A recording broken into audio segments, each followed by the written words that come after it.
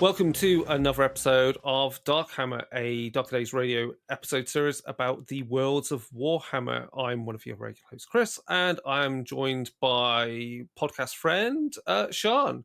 Hello. You will be aware of Sian's work from previous things. Sian has been on the show before. We will link to the episodes for that. In this episode, we'll be talking about Imperial Horror, because I asked Sian, who is a big fan of all things wargaming and Warhammer, a theme which would fit their interests and fits their interests also in things like folk horror and horror in general, which is obviously our kind of bag. And really how we can explore that and gain inspiration from media and how that can thus influence our Warhammer RPGs from 40k through. We're mainly going to talk, I think, about 40k, but I think a lot of the things we're going to talk about will also fit whether you're talking about Imperial horror of the old world or the Imperial horror of the Age of Sigmar. So it's all good. Before we get into that, we'll just do a quick introduction. So Sian, if you want to just refresh people about kind of stuff you work on, stuff they'll be familiar with, and stuff that's coming out soon that you've worked on. Under my dead name, I was a regular contributor to many years ago now. Actually, getting on for nearly 20 years ago, I started. Yeah. I was a contributor to 46 publications for the original version of what is now called Chronicles of Darkness. But I haven't done that since 2010. I think my last credit, maybe 2011. I did a short story for them, and I have, as many of us who were in that scene at that time, we have a complicated relationship with the work that was done there, on account of many of the people we had to work with and things that came out about the people that we had to work with at the time. Oh yeah, well documented on Dark Days Radio. Yes, I have no doubt. I've done a lot of critical work on television and film. I've written several books of non-fiction. The one that's done the best is a book called We Don't Go Back, A Watcher's Guide to Folk Horror. You might have seen me again under my dead name on the documentary Woodlands Dark and Days Bewitched, A History of Folk Horror, and the occasional Blu-ray and DVD extra coming up in the next year or two is going to have my face on. So yeah, I sort of do those sorts of things as a hobbyist. Oh, I've also done some work recently, occasionally, for Green Ronin, and all of my role-playing work in the last 6 or 7 years has been in a handful, I mean just a handful, of things for Green Ronin's modern age system. And upcoming is Cthulhu Awakens, which I did some stuff for. However, the most recent role-playing publication that has a version of my name on it was actually written 20 years ago and was supposed to have been released in 2004, and recently finally got its release, much to everybody's surprise, and that was the Black Seal Volume 4. Right. And again, I have a complicated relationship with that, since it's one of the first role-playing things I ever wrote professionally. But also, while it's fair to say pretty much everything I wrote for role-playing has been in some way a bit queer, this one was a bit queer, using language and idioms and ideas that were perfectly okay to talk about in 2004, but now are a bit sharp intake of breath between the teeth. And yeah, it's like looking back at old World of Darkness stuff, isn't it? When yeah, back then, it seemed rather forward and progressive, and those are new ideas, but we've evolved in our language and our sensibilities since then. Things have changed. And 20 years down the line, I mean, when I was writing that, The Mighty Boosh was on TV, and now that's on iPlayer, and most episodes have a flash at the front saying, this represents attitudes and language of its time. Yes. And I think so. On the one hand, it's kind of a nostalgia trip, and on the other hand, it's kind of an oh no Yeah. as well. So I'm yeah. I hope none of them are listening because they're all really nice guys. They're all lovely, lovely guys. The Black Seal people. I did get the chance to look over the proofs beforehand, and basically did some waving of hands and going, "Oh no, that's got to change," to some Yeah. of the most egregious bits that I'd written. But it's all my fault anyway. It's my past coming back to bite me, and I hope it does okay anyway. I think the Call of Cthulhu crowds are generally not bothered by progressive politics like a lot Well, of other gamers. if it's Call of Cthulhu, there's older, darker stuff to contend with first, even. Welp, yeah. Too right. So Cthulhu Awakens, yes, that's coming from Green Ronin. So names like Malcolm Shepard, yourself, and a few others, using modern age system, but presented as its kind of its own product line. Presented as its own thing, and tackling the issues of cosmic horror, including all the problematic ones, headlong. Cool. So there's a lot in it. I mean, it's gonna get the W word attached to it inevitably. I wrote a bit in it about how to deal with the fact that Lovecraft was a racist jerk, because you gotta, and also some of those stories are racist stories. There's not.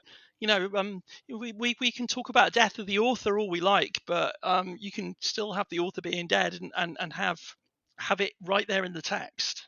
Yeah. And so dealing with the revisionist version of Cthulhu, where we can basically give everybody the right to be scared.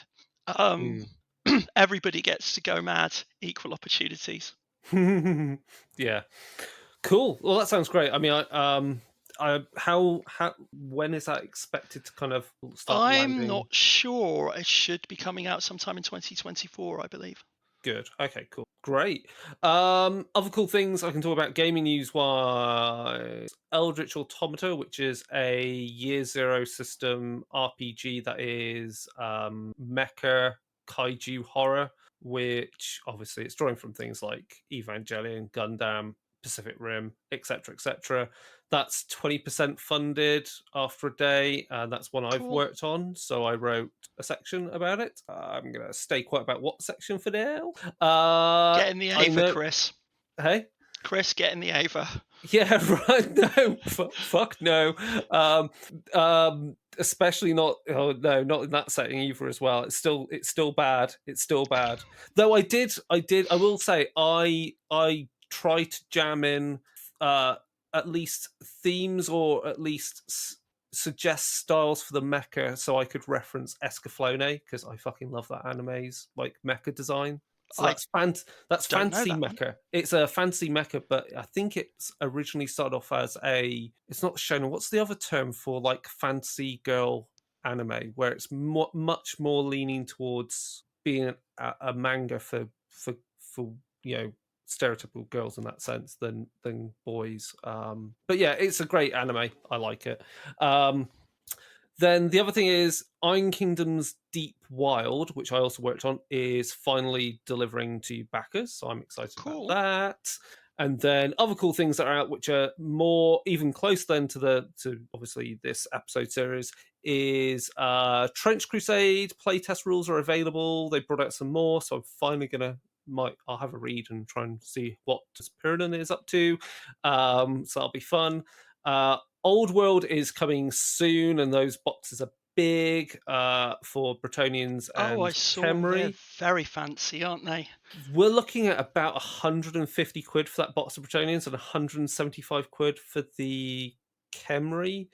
And you know it's going to be about 250 quid's worth of stuff in there. Yeah, because I mean it's 40 skeletons with spears, 40 with bows, 16 mounted skellies, 3 chariots, a lich priest and some dude on a undead dragon. That's actually quite a lot of miniatures. That's like A lot of those huge. are actually old miniatures brought Oh back into yeah, production, aren't they?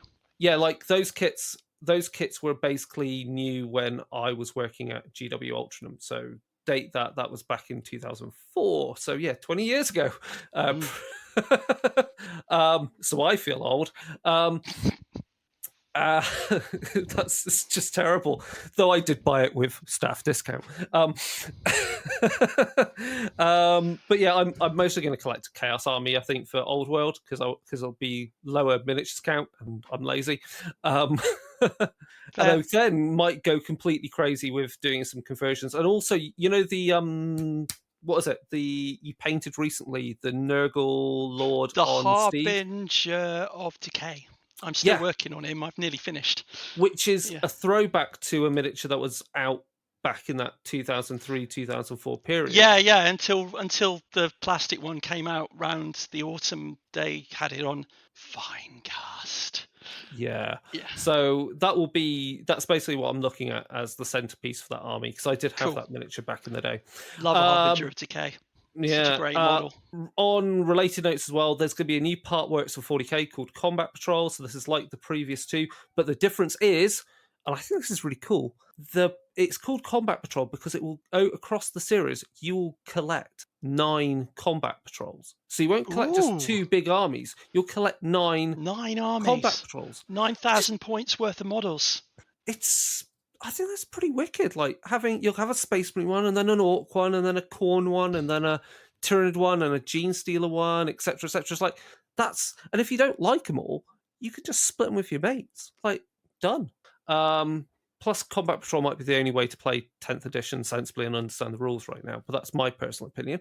And then finally, Ulfin Khan is out, which is what is it? City at the Edge of Death. So that's a setting book for Age of Sigmar, which is all about Ulfin Khan, which is the setting for Cursed City. So in that book, you can play non-soulbound Age of Sigmar characters. So they're basically playing grim and dirty characters rather than slightly demigod style kind of things. So can you play a rat catcher though? You could custom build something that's kind of like a rat catcher, but maybe actually a bit more like showing capable. My age there. Yeah. And then obviously at some point in the future we're going to do a stream playing Imperium Maledictum, which gets us back into our percentile 40k. Right, with all that stuff out of the way, let's get to the main theme main topic, which is Imperial Horror.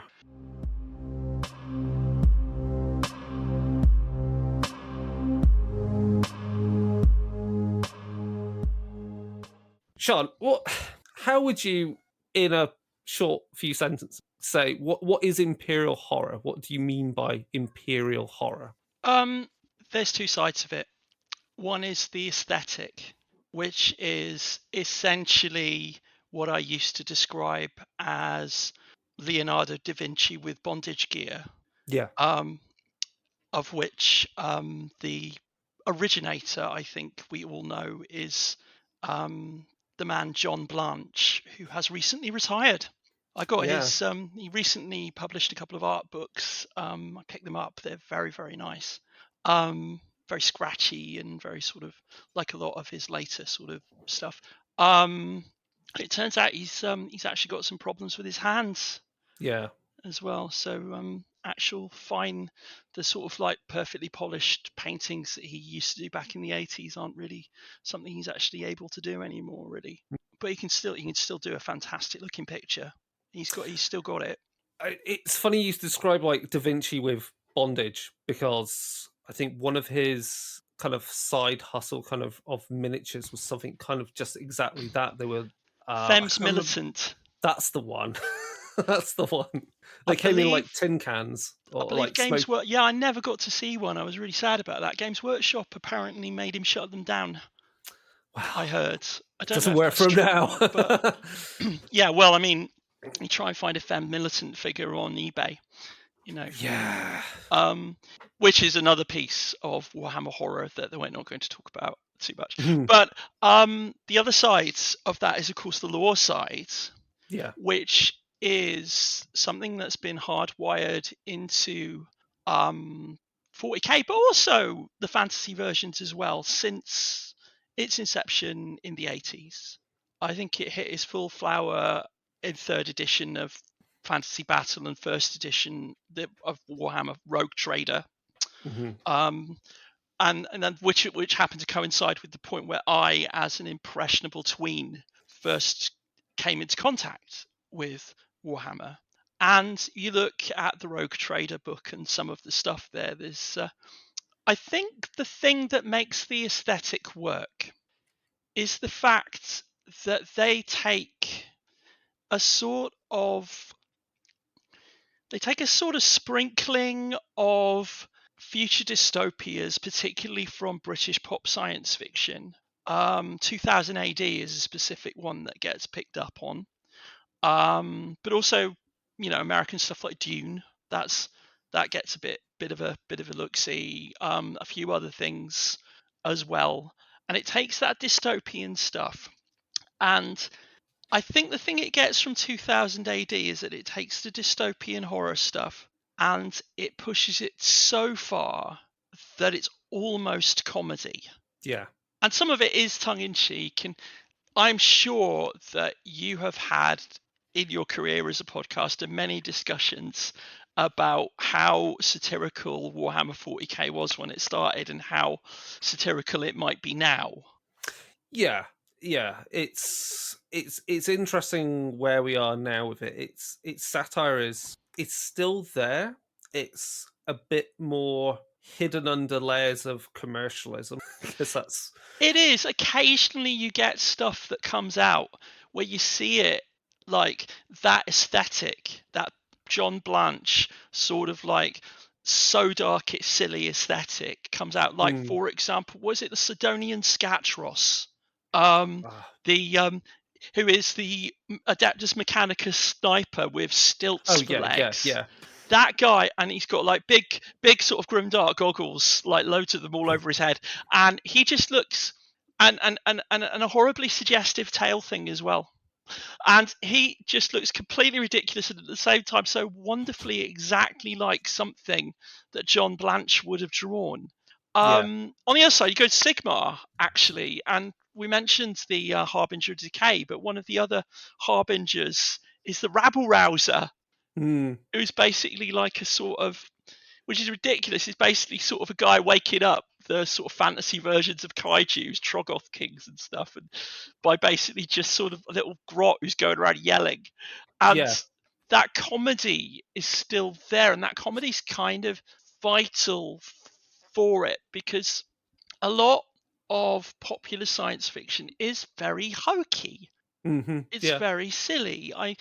You look again, British science fiction. It's not really impinged much on Warhammer 40k, but Doctor Who.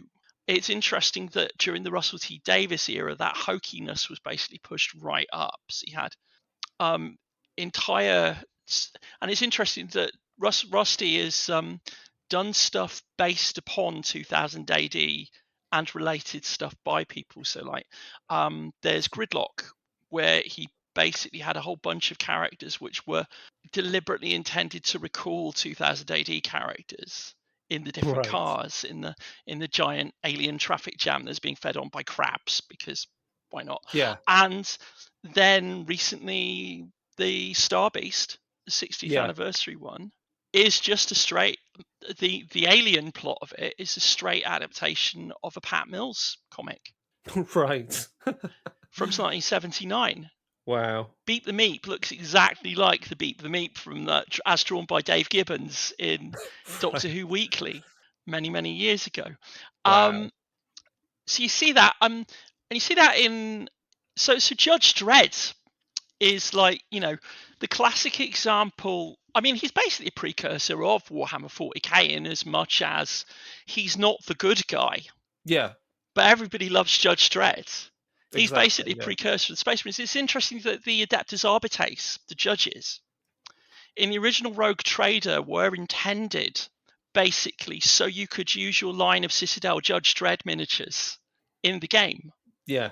You have, again, Pat Mills' Nemesis the Warlock, where you have a far future Earth Imperium who are hideously repressed and led by a sort of pseudo-Catholic hierarchy who exist entirely to exterminate aliens. Yeah. You know, and there's other things. Bad Company is another 2000 AD strip, which I think was dated Rogue Trader by a year or two. And again, you've got Earth doing a pointless, endless future war that's destroying itself. You've got an unknowable aliens, and you've got ridiculously unreasonable bureaucrats. And it's written by Peter Milligan, who's actually, I think, probably my favorite comic book artist, because I'm the sort of person who has comic book writer. Sorry, I'm the sort of person who has a favorite comic book writer. But yeah, he and it's tremendous stuff. Bad Company. Although many years later they did a sort of latter day third part, which wasn't so good. You know, it's good that I mean, obviously, Judge Dredd, I think is so. I think is so important to the 40k kind of DNA, because if anything, even modern Necromunda now, I think is more Judge Dredd than it's ever been, because of the sheer amount of stuff that there is now in Necromunda is huge. Like, and I guess compared to what little bits we ever had, like the Ash Waste is now, it's the Cursed Earth. It's the Cursed Earth. It's that you've got the Nomads. We've now, I know we don't just have judges anymore. We've got the Arbites, and we've also got the Palanites and the Enforcers. Yeah, the Palanite Enforcers, and it's quite funny actually talking about them, because knowing that you can have different flavors of enforcers in different parts of the Imperium. So there's the they're called the, I want to say they're called the Mags in Imperium Maledictum, because they're born out of the remnants of the crusading Astra Militarum forces once they've taken over a planet, and then they create their planetary defense force, and then they have to go, oh, we need a police, and so that's where the enforcers get born out of that. But yeah, 40k Necromunda has, I think, quite a good few miniatures which also hark back to the satire. Like, again, there's like not a rabble rouser, but he's a propagandist, and he's got big bellowing speakers and like speakers, TV screen. And then you've got the horrors of your backstreet doctors, with your mad docs. You've got, and again, very much like in in Judge Dredd, with how, especially in the recent film where they talk about like sending the bodies to recycle, that happens in Necromunda with the awful horror of it's Soylent Green as people. It's corpse starch. And I think it's interesting you start from there, that maybe it's that law and order element, which before you even coupled with religion and faith and thus how all of that together works towards that xenophobia and bigotry, is key to this Imperial horror. Because if you didn't have the faith part, it would be very much like, I don't know, picking a film here, Equilibrium, which is all very much like, but you understand the visuals. It's just bare concrete, or it'd be modern. It's the modern Dune films, which, while I like the film, is again compared to Lynchian Dune, is very slabs of concrete. It's very beige, isn't it? I was interesting that some of the spaceships in Denis Villeneuve's Dunk, which I can't not call it that. I can't unsee the poster. But the spaceships in Dunk look very similar to Chris Voss's concept designs for Hodorowski's attempted version of Dune back in the 70s, which, of course, in the times of legend, was the reason that Alien and Blade Runner got made, because all the people who worked together on Hodorowski's Dune, which never got made, then went through. And Chris Voss's concept designs for Hodorowski's Dune look very much like the ones in Dunk, but The difference is that Voss's designs. Well, you know what Chris Voss spaceship looks like, right? It's in B. It's the color of a hornet. It's like Yeah, reds yeah. and blues. They're all brightly colored, and essentially Why they not? just It's in space. yeah, they just dip them in Dettol, for Yeah, dunk. And that's interesting, isn't it? And I think you've got a point there because the grimdark thing, because it's got that ornate Catholic stained glass kind of look, admits it admits bright colours, even if those bright colours are of a limited palette. yeah, There are lots of reds and that sort of thing. Lots of reds and yellows. I recently did some experiments painting in the Zorn palette, which John Blanche is quite fond yeah, of, where you have yellow ochre, vermilion or cadmium reds, titanium black, and ivory white, and you can basically make an entire palette from those, including things that sort of read as close to blue or green in yeah, the context of the other things because of the way that our eye reads colors. yeah, yeah. The Sure. classic thing about the meme about the dress: is it Yeah, a blue exactly. dress or a gold dress? And you sort of see that color scheme. I think is very much a thing that makes Warhammer its own. Going back to the point about Law and Order, though, because I've digressed. Yeah, That Law and Order thing. I mean, Necromunda, as it is now, obviously harks back from Necromunda of the 90s. yeah, But that was a different beast. And of course, in the middle of that, just for a couple of years, Games Workshop did Inquisitor, yes, a game which was both completely unplayable, but which produced also some of the bleakest lore that Warhammer had, including the Enforcers. As the yeah. first appearance of the Enforcers is the first appearance of the Death Watch. It's the first appearance of Death the Cult Assassins. Death Cult Assassins and the Archoflagellants. Yeah, you're right. I mean, there's some of the grimmest parts of the Imperium I think we can ever imagine essentially got birthed in that book and And its supplements. its supplements and persist today in some respects in pretty much as they are with the modern Sisters army. You have plenty of archoflagellants and the penitent engine, which is this, I think, anyway, Nightmarish thing. nightmarish kind of nerve induced horror of the victim as it wails around killing people to try and to give itself respite from the pain that it's being delivered. But yeah, that book is iconic, and I feel is key also for, like, again, further also elaborating on the tensions in the Imperium with respect to how its population at all levels have to relate to the ecclesiarchy, because I think before then we just knew it was the ecclesiarchy. There's the God Emperor.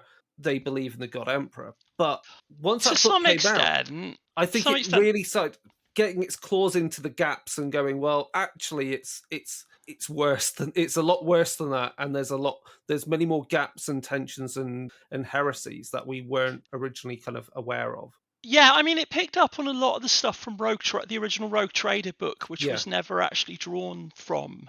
So you had things like in the original Rogue Trader book, you have like the Emperor's Golden Throne is powered by millions of psychics who basically have their souls sucked out and then they're rendered into psychic stuff that's turned into bullets in psych out cannons yeah, and things like that, psi cannons and things like that. You have astropaths and navigator families in that original Rogue Trader book, and they didn't really appear for a long time. You've also got the first Sister of Battle, although it was well into second edition before the Sisters of Battle actually got an army and stuff. But the first Sister of Battle is in the back of the book with a 2-page spread, including half a page sidebar of lore, um, shooting up a rainbow warrior, wow, which is and in that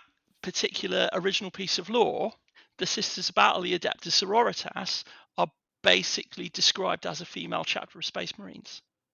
yeah. It's almost like we need to, I mean, I've always, again, this is like, again, it's a bit of a tangent to talking about the Imperial Horror, but also the thing which, the thing about Space Marines, and I've said this before, is that they're akin to me, they're akin to like how groups in our world turn children into soldiers Yeah. by molding them and torturing them and indoctrinating them, and that's all they know. And furthermore, when you think about their the fact that Space Marines are meant to be angels of the Emperor, then in some respects they're more akin to what is it? Not angels. What's the children of Nephilim? Right. Yeah, the angels and the children of angels and people, because then they're not really of any gender because the way they've been shaped and made, the reasoning for it, their role removes the necessity of that being key to them. So that's why I kind of like, well, why can't Space Marines actually be taken from all humans? Because the process of making that person into a Space Marine strips so much of what makes them a human in the process. So why does it matter? I think Space Marines are basically the end result of fascism. Yeah. I mean, it's why fascists really like Space Marines, unironically. Yes. But they are that very much that sort of idea of perfect masculinity, unsullied by actually things like breeding or sex or anything like that. They're so straight, they actually come out the other side and they're a bit gay. Yeah. Yeah. And they don't realise it. Yeah. It's this. I remember someone telling a guy I know from Dublin telling me that an Irish homosexual is someone who prefers sleeping with women to going out drinking with the guys, and Wow. and you could sort of see that sort of thing with the Space Marines. They're off doing guy stuff so completely that they no longer see. Meanwhile, you've got the Sisterhoods, who, of course, are the other side of that sort of sexless thing, who are nuns with guns. Yeah. Exactly, right down to like having fleur-de-lis on their breasts, which I look. You and I both love the iconic John Blanche portrait of Canon Esperidion, right? Yeah, I have it. I have that as a print on my wall. Right. I mean, why would you not? But at the same time, fleur-de-lis titties. Yeah, it's ridiculous. It's ridiculous. But to keep getting us back on track. Sorry, it's cool. No, it's cool. I mean, this is why this could turn into a whole multi-part episode. It's hilarious. Just ranting, and that's what this is meant to be. That might be better as a transition into Realm of Fire, just having you back on to rant about war games in general and right iconography. But anyway, so with Imperial Horror, do you think I think we kind of got to the crux of the point, which is that without that kind of Baroque kind of that Baroque imagery that we associate with Catholicism or similar kind of monotheistic religions, without that, what we recognize as Warhammer 40,000, that kind of Imperial Horror, would not be Imperial Horror. It would just be fascist. It'd just be fascist in space. They'd be they would look a bit boring.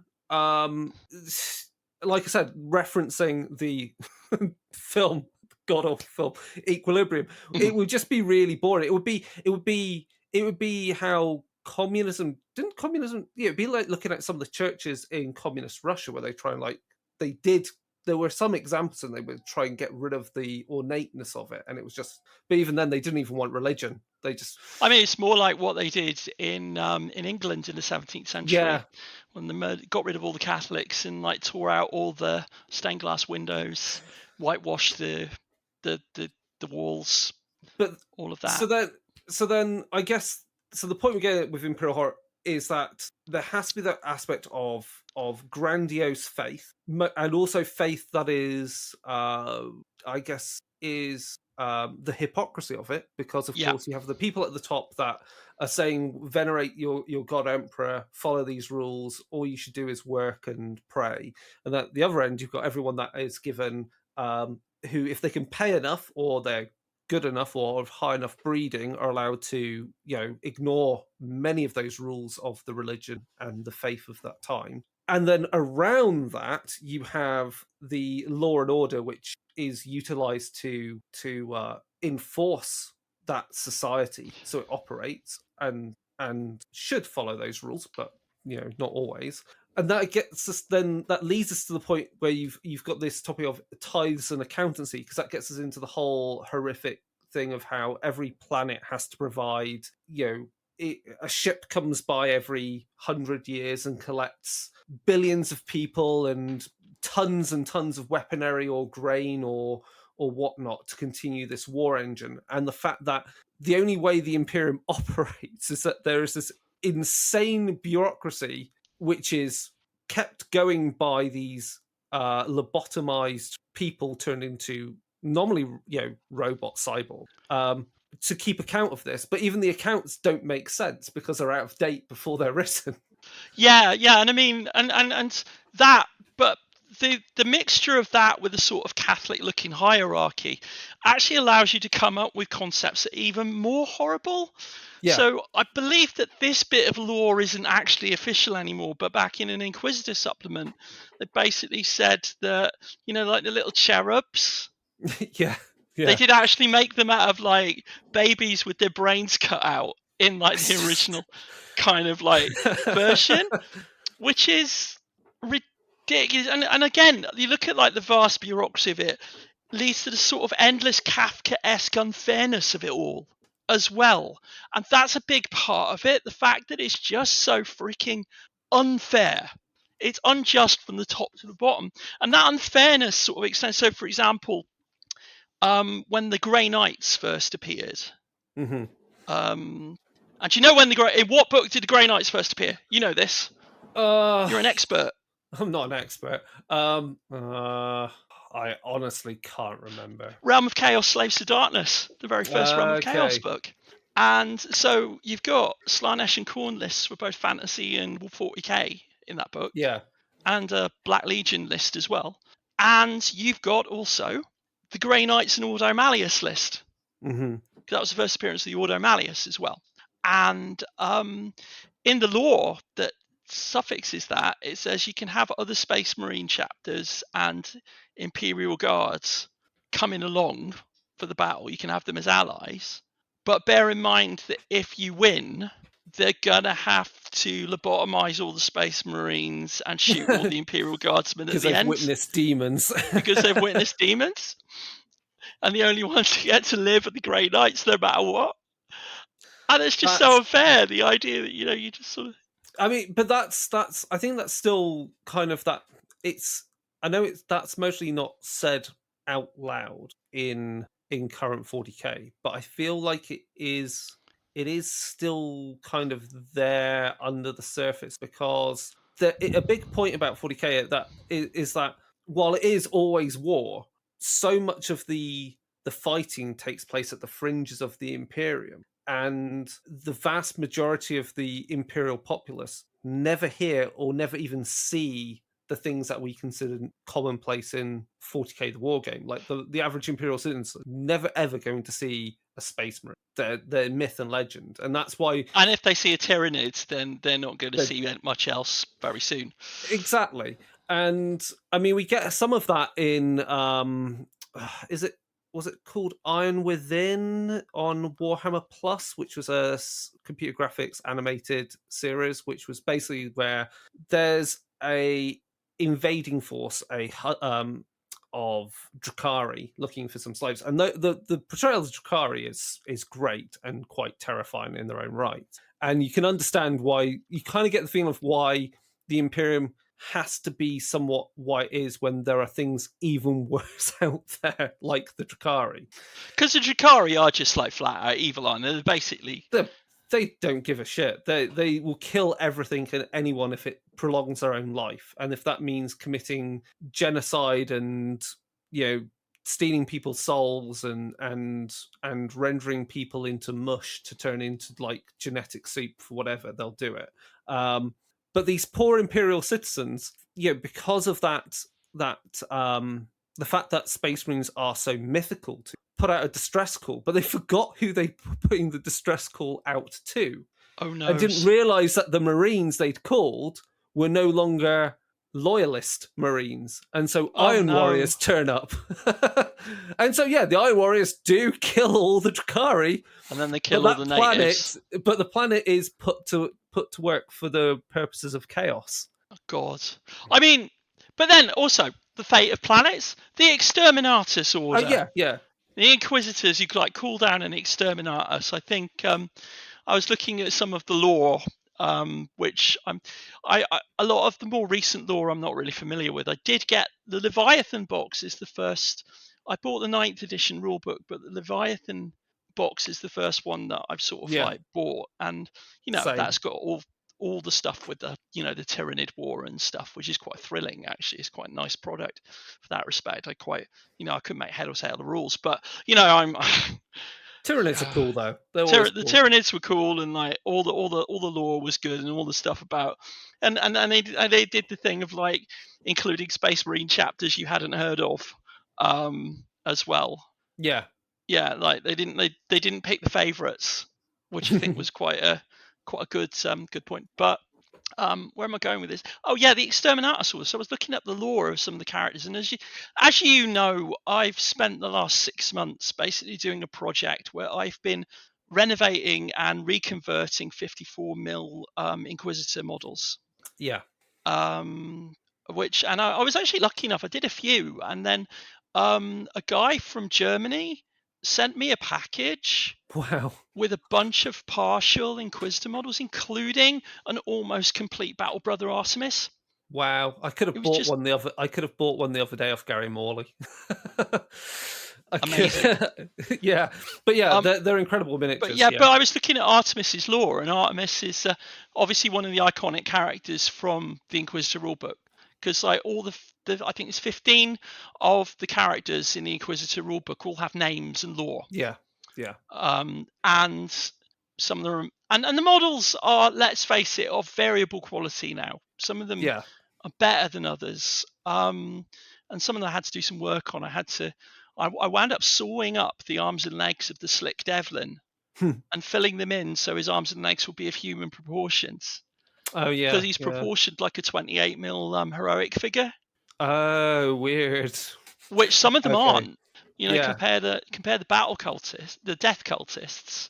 Yeah, they're quite tall. Yeah. And Eisenhorn as well is also got the Cal Jericho model for that scale was pretty great because I converted that into an enforcer. Right. Yeah, I had the Cal Jericho model, but I remember years back I had it unpainted and I was very short of cash. And I think around 2006 I was able to sell it on eBay for something like £200. Wow. There was a bidding war. I was lucky. But yeah, I can't imagine what a Cal Jericho would say. I had a look on eBay for some of the old Inquisitor models and I saw the Demon Huntress, which was one that I'd always wanted. And someone had a brand new in-box one for 175 quid. Buy it now. They recently lowered it to 150. I have it on my watch list to see if they're going to lower it anymore. But it's sitting at 150 quid for a brand new in-box. Wow. So Artemis, Brother Artemis with Exterminatus. He did an Exterminatus. Well, he's a Deathwatch Marine as well. Yeah, but he did an Exterminatus. And he's one of like the 4 main leader characters because it's like him and then there's the 3 Inquisitors. Yeah. Eisenhorn, Tyrus, and Covenant. Yeah. Who are all bastards. They're all bastards, yeah. Although Eisenhorn gets his own, is the one who got most traction. He's got his own novel series and everything. Well, yeah, he is 40K's answer to James Bond. Yeah. Albeit with calipers and a guy with a demon bound inside him as a sidekick. But yeah, I mean, Exterminatus is a horrific kind of in its own right because I mean you're killing an entire planet, and then the insanity of it is the lengths the Imperium will go to do that, or I'd say the lengths the Imperium will allow. Well, how far the Imperium even allows certain Inquisitors to go doing that, because I can't remember which one it is. It's Inquisitor begins. I'm sure it begins with a H. It's like something like Hector. Is it the female Inquisitor with the hat? No. No, it's not. But there's one Inquisitor who essentially has orchestrated how certain Imperial fleets and forces are fighting. We're fighting the Orc to bring the Orcs in onto planets in the right places and to have their fleet in the right places to act as a buffer to the Tyranids. And then when you've got planets with just Orcs and Tyranids on it, just doing an exterminatus on them Blowing them up. and essentially creating a firewall, a literal, regions of space that are completely dead, devoid of anything, that the Tyranids want to feed on, and removing and creating that so they would go off and feed somewhere else. I don't know, on the Tau or And killing a bajillion innocent people. Oh yeah, and that's the horror of the Imperium is that Yeah. it's and this is something we've explained in the where when you're role playing characters who are of the Imperium is that being heroic in the Imperium is all relative. It's all relative, and you can be the hero in a very niche way. Like, yeah, you've saved these people, but it's always the question of at what fucking cost, and was that or is it because of how the Imperium is that your characters are able to, and other characters around them are able to rationalize the horrors they commit in order to somehow give a brief respite against some even worse thing out there? Yeah, I mean, absolutely. It's just sort of bonkers. But to what extent are these horrors even worse? I mean, I know that they dialed back on making the Tau as cuddly as they originally were. Yeah. Because the Tau were very briefly sort of presented as the nearest Warhammer 40k had to goodies, and then they realised that wasn't going to fly. Yeah. I think they're kind of in danger of going that way with the Votan as well. I think the Votan are fortunately they have the AI horror of their I can't remember what they're called, but they're like The kin, the yeah, Hearthkin. because they're basically they're fully functioning STC constructs, that haven't degraded over time and fractured. They're fully running AI computers that know everything, and so for the Votan, the Votan essentially just meat puppets for that society of AIs that are out there in space for the Votan. Yeah, I mean Tau. I'm not too sure what the horror of Tau is right now. I'm not up to date with what their horror is. Oh, it's just being like blindly like doing whatever they want for the greater good. Yeah, but what is that greater good? I mean, I guess they are the dunk to the Imperium. They are the dunk Dune to the Lynchian Dune. Oh no, they've got those cool anime bodysuits. They'll like go around in off-brand Gundams, sort of Aldi Gundams, and sort of Aldi Gundams.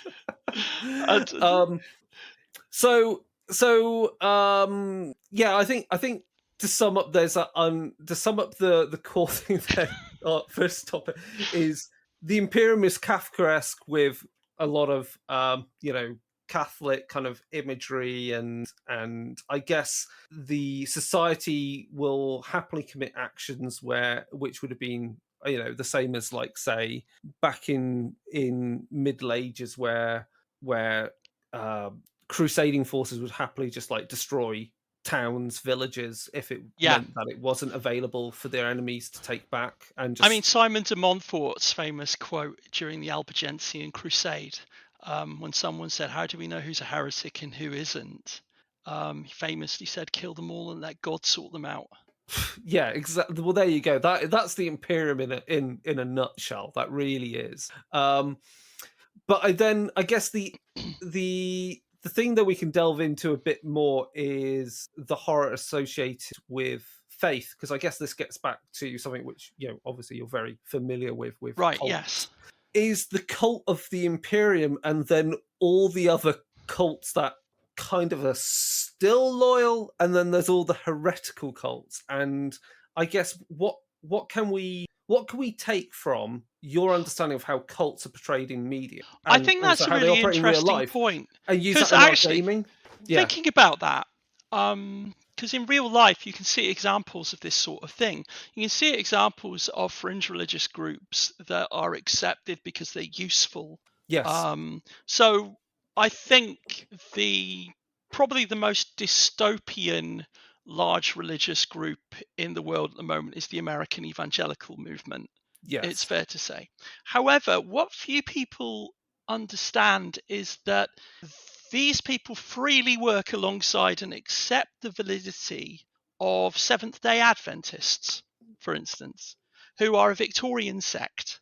My favourite thing about Seventh-day Adventists is that they grew out of a 19th century cult called the Millerites, who set a date and time for the return of Jesus to earth and the apocalypse to descend. And they all sat and waited, sold all their houses and sat and waited.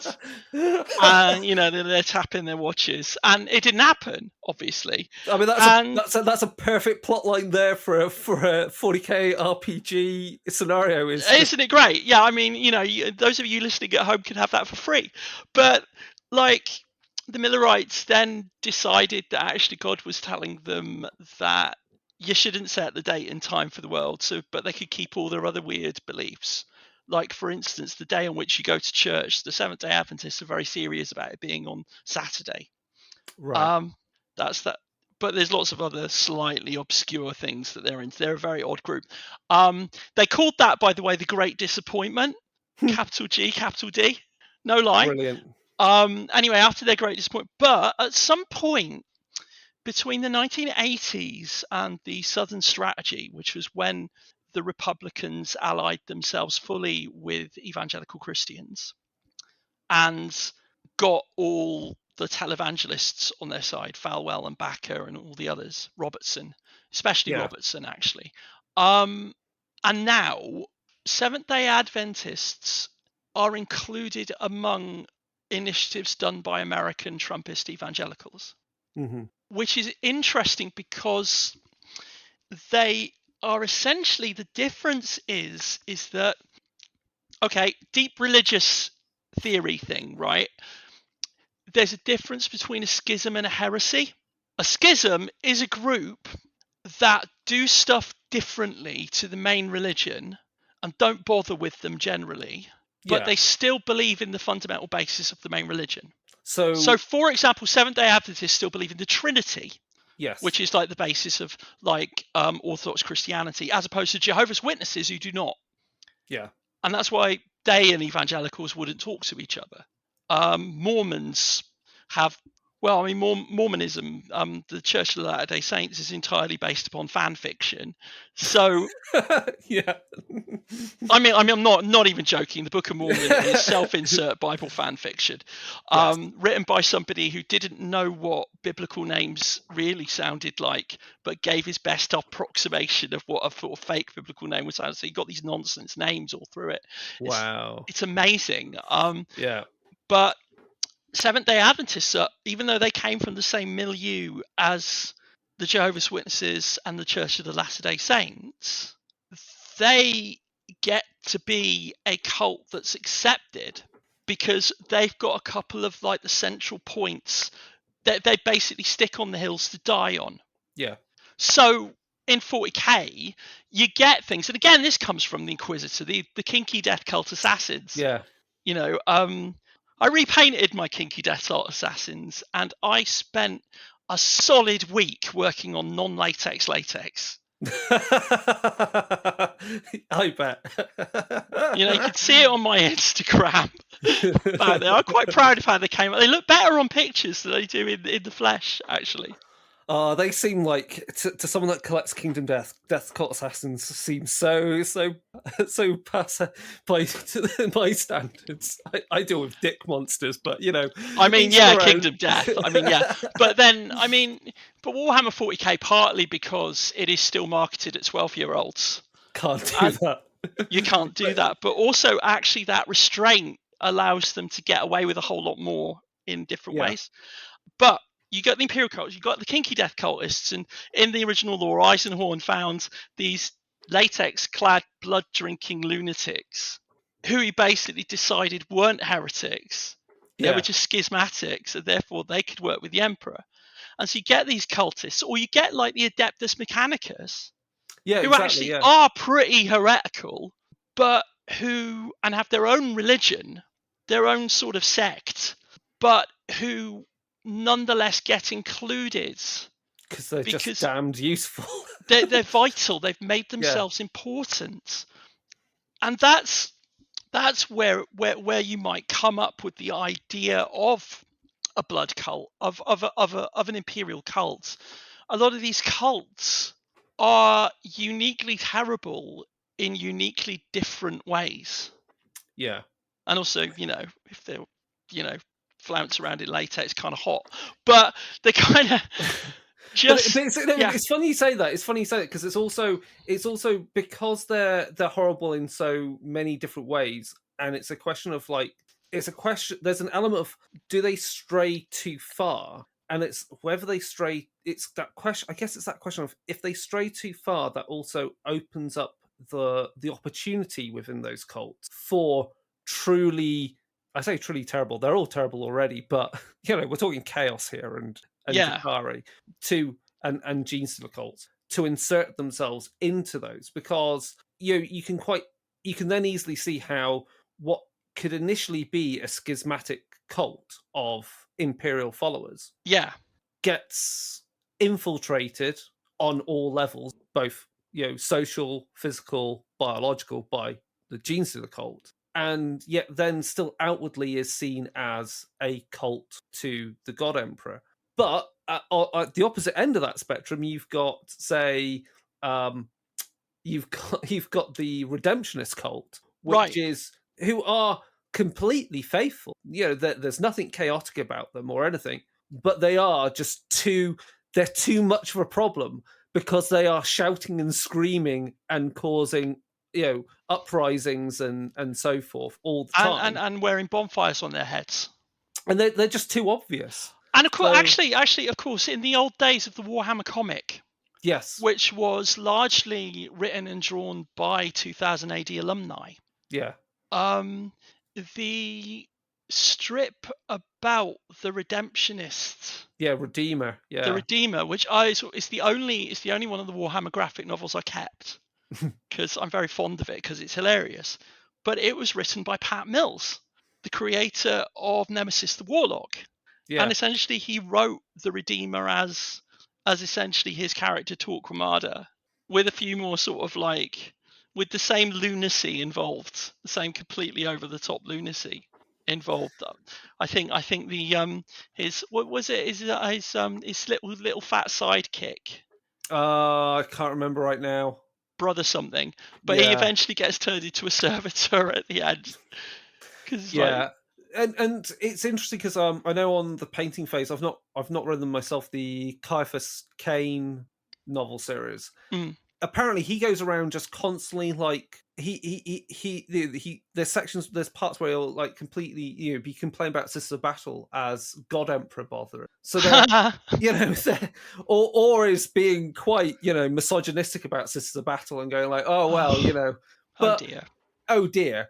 But I guess the point I'm getting that is it's interesting to show how those through different lenses. There are so many different lenses these characters experience the Imperium that have different relationships with their faith, and then we get to see that play out with all these cults and with the various well, the subsets of the philosophies. Inquisition as The well. Inquisition itself don't know what the Emperor is.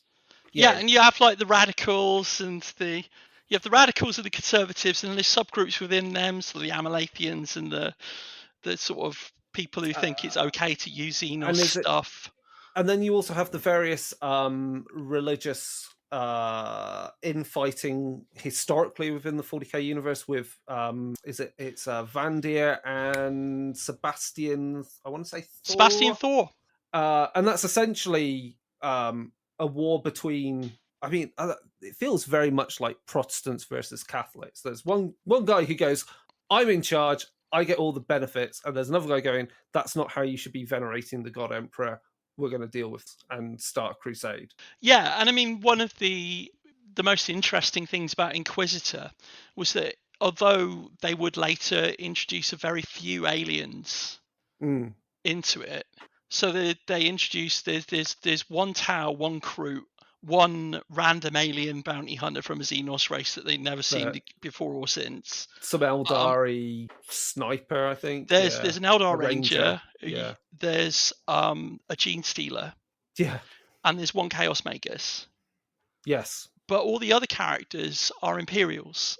And the general main kind of idea is that Imperial, it's essentially different factions of the Imperium duking it out on a small scale. Yeah.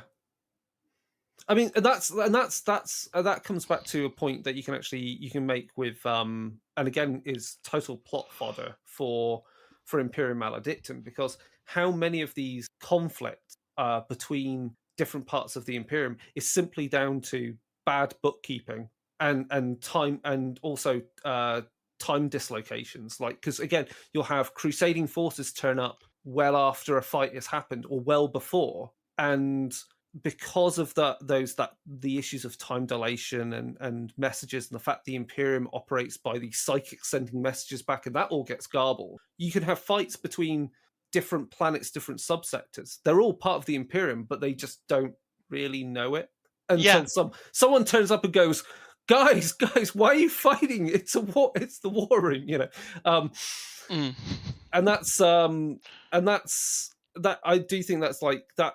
That encapsulates the madness of the Imperium. But also, I think, going back to the reason why the Imperium and faith and industry have to operate together, because if you don't have something to distract people, that is the opening for chaos to come in, because then people will eventually take hold of technologies and various philosophies and Xenos kind of concepts, with them down to many armed emperors. Yeah, I mean, the Gene Stealer cults are uniquely kind of horrid because essentially they utilize sort of the power of the people. They start revolutions. They make everybody's lives better. They're unionists until the Tyrannists come up, and then they're just like, essentially they're just setting people up so that they're basically ripe to be eaten. Yeah, they want a nice working society, where growth is possible, to make it the biggest bounty for to make it juicy, basically. Which again is just completely horrific. It's so dark, even or like the Tau turn up, and sometimes the Tau rock up, and a planet essentially coexists peacefully with the Tau and is quite happy to be part of the Tau Empire and is fine. And then the Imperium come along and kill them all. Yeah. So I think we will go into our last segment and wrap this up, and mostly we'll have ideas for something in future. Like, I'm sure you have opinions on Drakari and how that mostly reflects to like certain types of horror as well. We have such sites to show you. Oh yes, but yeah, I mean, we haven't talked about body horror. Exactly, but we haven't talked about the endless anguish of head tubes. Yes, head tubes, Chris. Head tubes. Right from the beginning, you had people with tubes sticking into their head, in the back of their head, in the side of their head, in their mouth, and no one's really sure what head tubes are for, right? It's just like, it's the ultimate part of the grimdark aesthetic. You just head tubes. I think it definitely. I think it visually just kind of reminds everyone that everyone is plugged into this endless, horrific industry. And if you're not being pumped full of some, surely carcinogenic soaked nutrient soup that keeps you going until you die, then the tubes are going to suck out of you something that will be turned into a carcinogenic nutrient soup for someone else. And your soul as well. Oh, of course, yeah. Eventually your soul will go. I mean, if you're gifted, then the black ships have grabbed you already, but... I've got an Eisenhorn model, and which I'm sure, I think you've seen it. I occasionally, I sort of see that you kind of looking on my Insta, but my Eisenhorn, he's got so many head tubes. He's got all the head tubes. But yeah, you have these people that got like a big corrugated tube sticking in their ear. It is a horrific idea. And I think actually that horror, and apparently like in the latest I think somewhere in the Leviathan book or it's in the Tyranid book, there is some like veiled references to the pandemic. And again, I think Of course there tubes are. down your throat Ugh.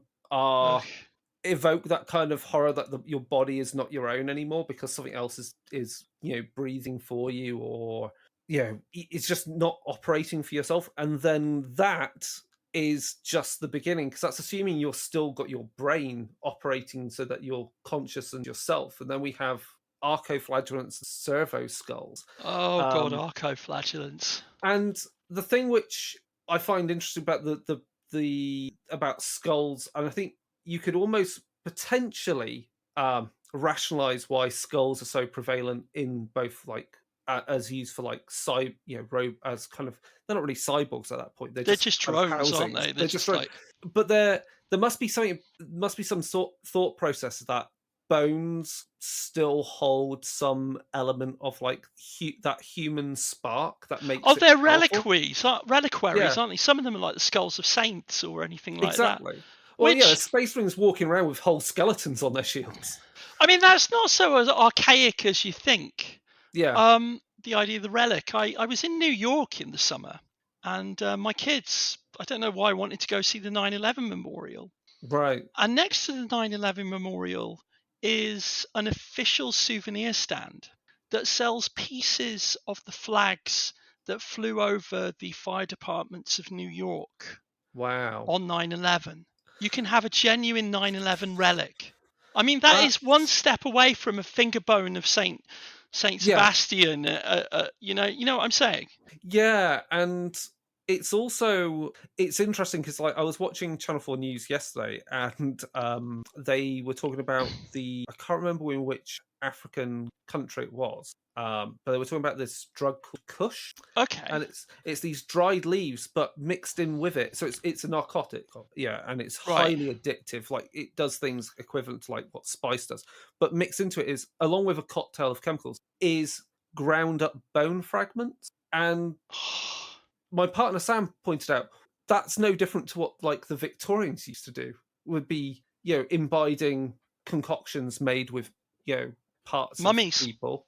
And mummies, yes, mummies, yeah, definitely mummies. So, and that brings us back to obviously corpse starch. And I think there's the Imperium body horror. There is definitely an economy of body parts being used in various horrific manners, whether that is to consume because you think because either it may or it actually does have some, mystical supernatural benefit, or it is just turned into raw food in the case of corpse starch, or it's, as you say, it's reliquaries and feeling that it's blessed by, I guess, the fact that it's either it's a Space Marine hero or some priest who is simply blessed because they come from a church world. Like that could be the only reason why that bone is considered holy, is because the person came from the church.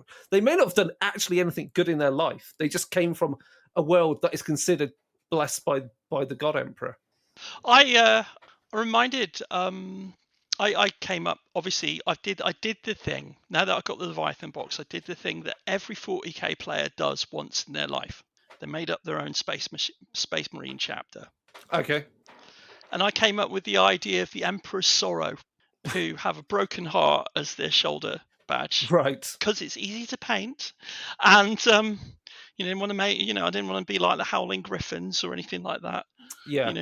But you have like a broken heart icon. And I had the idea that they're from a monastery world called Tristia, where it always rains, but essentially their fundamental thing is that they're the imperial followers who represent the sorrow of the emperor for all the things that they've got to do.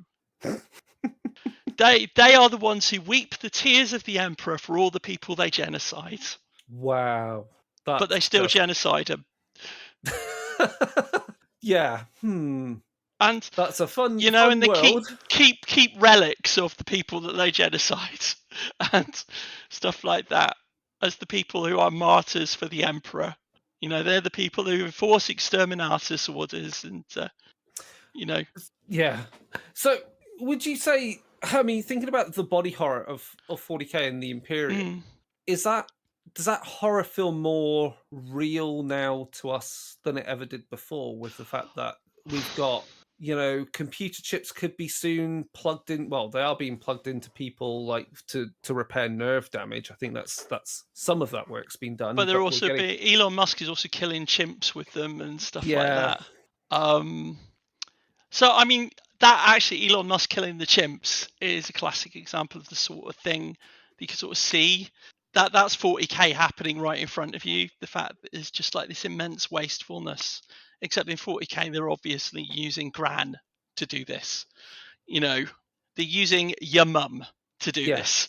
And you sort of see that the way in which Imperial characters they do. I mean, I was joking about head tubes, but like goggle eyes, have one of their eyes taken out. There's like a big old goggle put there. They've got a big claw hands, or the Adeptus Mechanicus guys with their weird legs and their mechadendrites and their yeah. Their things, croaky voice boxes but also the and yeah. servitors, who are people basically who have their get lobotomized and turned into techno zombies. And that's one of the things that I think we can see people genuinely thinking of now, because there is an idea that technology is going to essentially eventually eradicate class mobility, Mm, because there are people who are going to have access to transhuman technology yeah. and people who do not have access to transhuman technology. Yeah.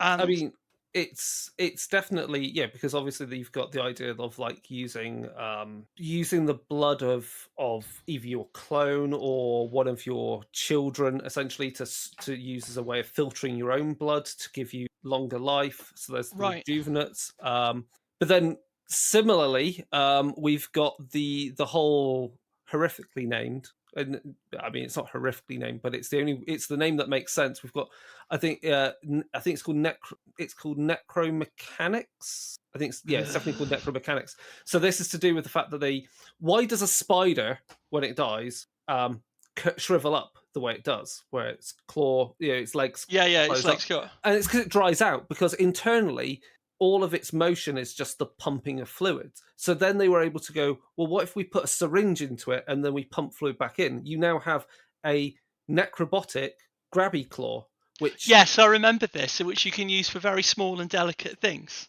like electronics and so forth. Yeah, But that's the start of, well, at what point are you then just utilizing brain dead humans, that have right. also been grafted further technology onto them to do particular tasks? Because for some reason, I'm sure we'll understand why, you need that gooey bit in between that bit of tech and that bit of tech. That might be some buzzsaw cutting thing, that might be some arc welding thing, but in between, you still need to have the gooey bit, the human bit, because to make that fully synthetic for whatever reason is difficult, or I think more than likely expensive. Yeah, I mean, one of the most nightmarish ideas from the Inquisitor era, which is kind of like this, is the Chrono Gladiator.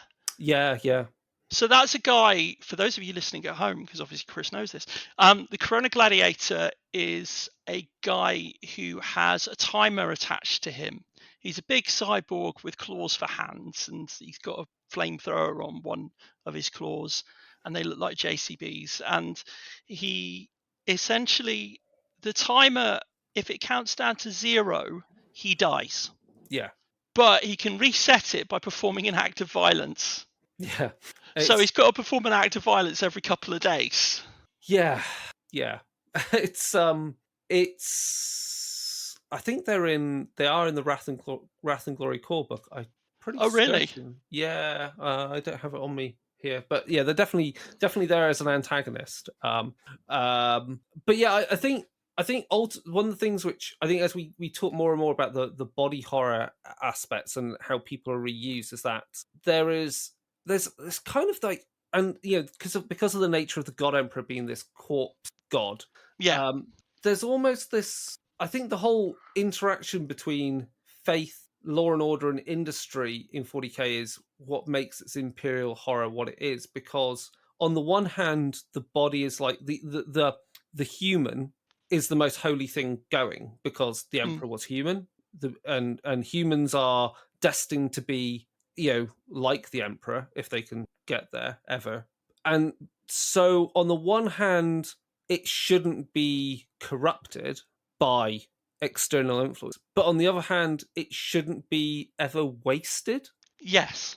So it's both the same. It's almost like the human body is holy at every stage of where it could be used, whether it's been used as psychic fuel for the Emperor, or turned into corpse starch, or is that little digit that you wear as a trinket that wards off, some type of demons. Yes. Or I think, is that the Imperial Horror, that the human body is both holy but also the ultimate, like, raw resource used. Yeah, I think it's simply the fact, I mean, you're talking about the wastefulness of it, aren't you? The fact that Yeah, they kind of waste human lives at a ridiculous rate, while at the same time claiming that the human race is so completely sacrosanct that you couldn't make a computer in a human's image, yes, which is a concept nicked from Dune.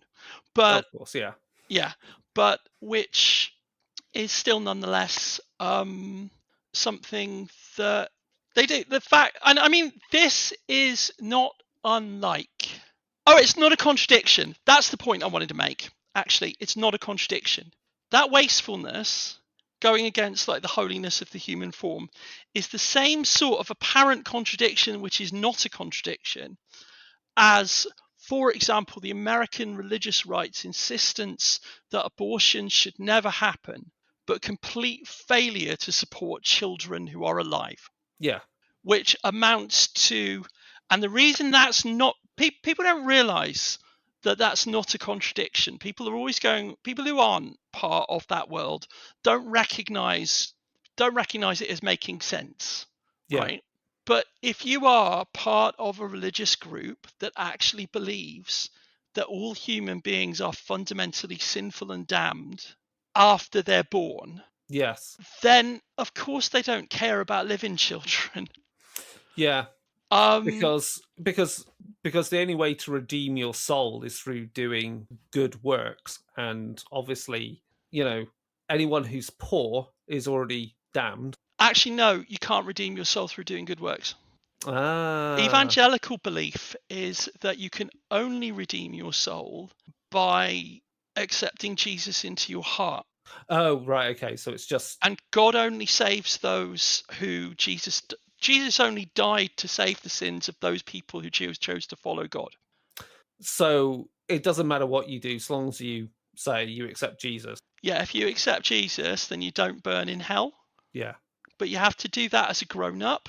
You've got to do that when you're like old enough to be responsible. yeah. I mean, as That's someone who was that's basically got by the evangelicals when I was a teenager, yeah, I can now see how abusive it is. It feeds on self-loathing. It feeds on a view of people as fundamentally bad.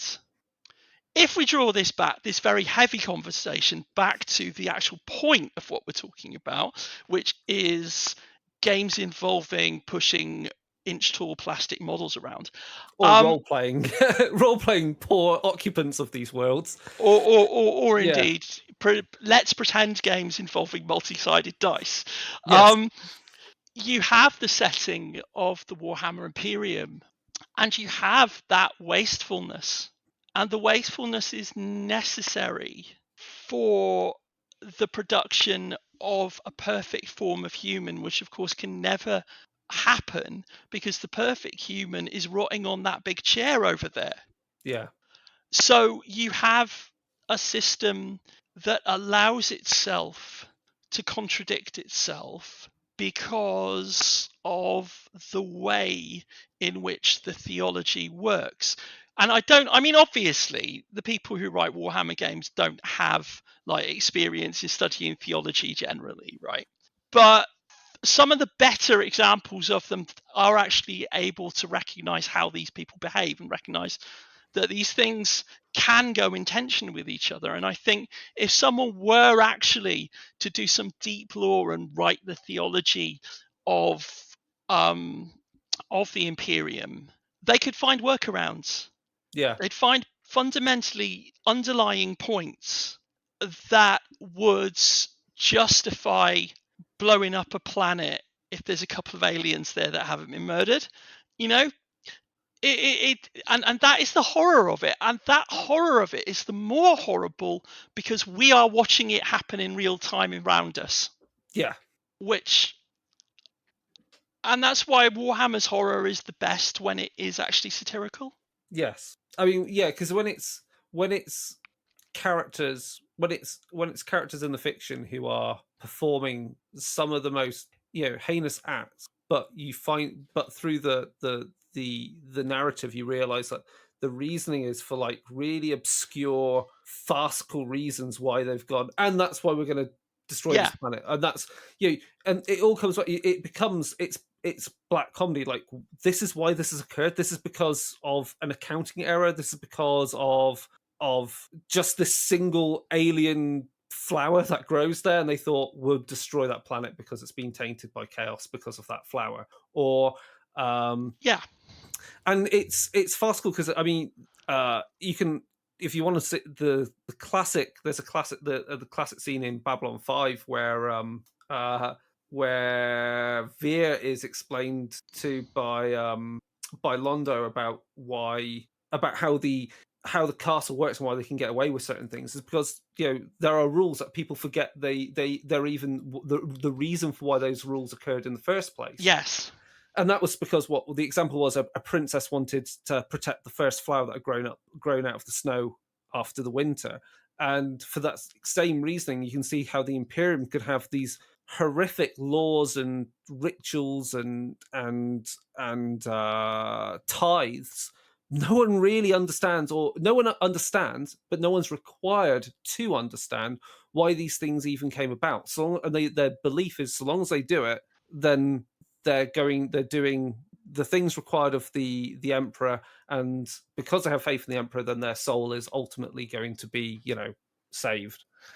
And in the end, and I think that is also part of it, because once again, your religious right in America, won't allow people to abort babies, but at the same won't allow people to abort pregnancies, but don't believe in supporting people with actual babies. Yeah. A lot of those people don't have that theological background. No. They just sort of accept it blindly. And that blind acceptance, I think, is something that we probably have only touched on that point. The fact that people just sort of take this shit on red. Yeah. And I think this also comes back to something which I briefly touched on, is that blind acceptance within the 40k universe, within the Imperium, there's definitely, you can see because you have the Imperial Creed, but you had before that, you had the Imperial Truth, which did not have the Emperor as a god. And that change in the theology, philosophy to a theology in the Imperium, as much as it's hideous, I wonder how much of that is in the setting is understood by Inquisitors, by certain groups of Inquisitors who are willing to understand these things, is meant to be a sort of, is their firewall against chaos, because it's that whole thing of like, too much knowledge, idle hands do the devil's work. The moment you have a society that has machines doing all the work for them, that's able to be decadent and not engage in war, they're the open portal for demons to invade into the world. So that's kind of the, I think, is possibly with 40k is the unfortunate, like that's the punchline, is that if it maybe that's the punchline, is if the Imperium wasn't as horrific that it is, chaos would have already like infiltrated and taken over people. No, I think that's their narrative. That's their narrative. I think the horror is actually that they're doing it wrong. The horror is they're doing it wrong, yeah. The horror is that they're just making it worse. Yes, because it's a slow decline, yeah. Yeah. They chose because isn't it something like, apparently, like they could either gone one way, which is it would have been the fast bang Horus Heresy, Earth would have been obliterated. That's it. Emperor would have been a chaos god because he would have had to have used so much power to defeat Horus, versus the slow burnout of the Imperium that it is. And what's the alternative route they could have chosen? I don't know. But maybe that's something you can try and like explore with your inquisitorial cadres and Adeptus Mechanicus kind of covenants in Imperium Maledictus. Look at like cults, the cults who are philosophical, theological cults who think there could have been a better way, but they can't agree what that better way is. And can they get to? I mean, would it have been becoming like the Eldari? Would it have been like going very, I don't know, Vulcan style and, you know, removing emotion? I mean, that's a very stale world. The alternative is getting rid of the human body altogether and not being corruptible in that way, but that leads you down the route the of stilts Necrons. are fun. Yeah. Or you go down the route of Necrons, and then you just, what are you then? Yeah. Well, that's a big question. The Imperium did it the wrong way. So what's the potential right way they could have done it? That's a big question for listeners. Yeah, but I think it is important to realise that the Imperium are not doing it the right way. Oh, yeah. And that this is not the way to do it. Because one of the biggest problems, and again, real talk, and I'm going to harsh your mellow here. One of the biggest problems in Warhammer fandom is people who think that the Imperium in Warhammer is how you run a government. Wow. Yeah. Tell me where I'm wrong. You know, let's be honest. You know, we know these guys. There's that guy who turned up. He turned up to a Spanish game event. With a set of Space Marines and Imperial Guard. I forget what it was, but Black Templars. It's always Black Templars. Black Templars are always like the poster boys of fascists. Yeah, and you've got to go. Well, no, they're doing it wrong. Yeah, you know, it's like. I've lost count of the number of times I've seen a variation of the Michelin web meme attached to Imperial Guards or Space Marines, sort of like photoshopped onto Space Marines. Hands are we the baddies? Well, let me tell you, yes, they're the baddies. They are, yeah, they are. It's interesting because I feel like also back in the day of like something like second edition 40k, I feel the Craftworld Eldar at the time were portrayed a bit, again, had kind of the same issues as Tau originally. They were the most sympathetic, even in because the Craftworld Eldar lore and the Aspect Warriors appear towards the end of the Rogue Trader run. Yeah, and they made the Craftworld Eldar, and of course they didn't have Drukhari then, or Dark Eldar as they were initially. Dark Eldar, yeah, right. They basically made them the most sympathetic faction. Yeah, but they really aren't. I mean, you can put, when we talked about how Inquisitors and the Imperium is happy to perform Exterminatus to prevent even worse things happening to the Imperium, or at least in their viewpoint. The Eldari are also just as capable of doing that because they use their psychic abilities to see their precog abilities to go, oh, if we destroy that world, if we destroy those people, we'll save one Eldar life of some Craftworld Eldar somewhere. And it's like that in its own right is also completely mad. Yeah, they're just I think fundamentally most of the scariest factions in Warhammer generally, and I think in the fantasy version too, are basically ends justifies the means. Yes. Because it's interesting because essentially they've basically made the Age of Sigmar more like in conception 40k. In that Sigmar's basically the Emperor, although he's a little bit more hands-on. Yeah. The Stormcast Eternals basically every time they come back from the dead, every time, and every time they come back from the dead, they're a bit worse. Yeah. I love Stormcast for that. I do really like how they're like that. Because it represents an because when we first saw Stormcast, they were a bit too shiny and nice. But that also, I think, separately, I mean, Age of Sigmar, there's definitely a narrative that's gone through from the very first instance of it to where we are now, where we're seeing yeah, we're seeing society trying to reclaim land within what is a post-apocalyptic magical realms. yeah, But it is the same sort of plot points that the Stormcast are willing to go to horrific lengths to root out chaos corruption by obliterating entire tribes of people in whichever realm they're in. And likewise, those people in those realms we can see are, because they were abandoned by the Emperor, by I say the Emperor, by Sigmar, are also open to creating cults and therefore venerating forgotten gods, which are just simply a face for chaos. So you one have of my many. favourite things about the Sigmar lore are the Warcry warbands, Yeah, who are all basically sort of cultists, who are all basically chaos cultists, but they've all got exactly. different kind of themes.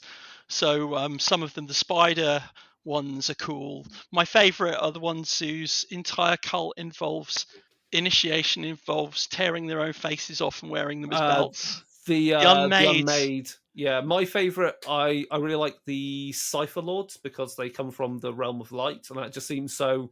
It just seems great to think of there are chaos cults in the realm of light. Yeah, they're like everywhere. Yeah, And it's I do like. I mean, I think the Age of Sigmar does allow for more heroic characters. it It does. allows for more heroic individuals. It does. I think it definitely has more light at the end of the tunnel rather than, and that tunnel might be very long and go through very deep pits of bodies that have been piled high versus 40k, which is very much it is that everything's bad and it's just how can you get a brief respite along that road to ultimate destruction. I think part of that is the fact that 40k's got itself into a position where it's a setting that's 30 years old.